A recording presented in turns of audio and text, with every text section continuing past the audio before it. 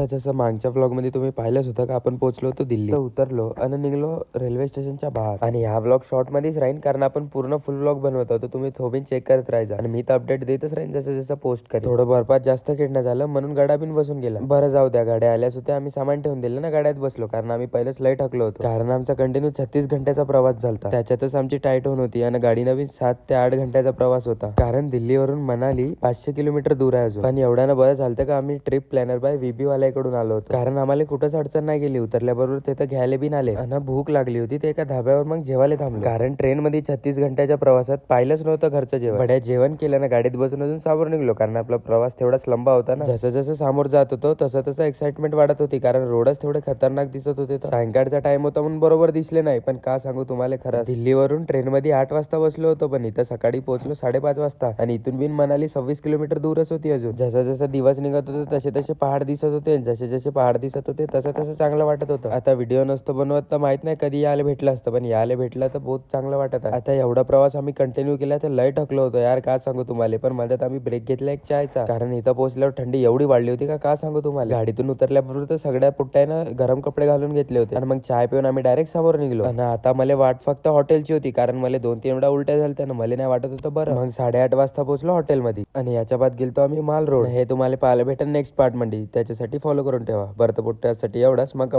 भेटू पुढच्या ब्लॉग मध्ये.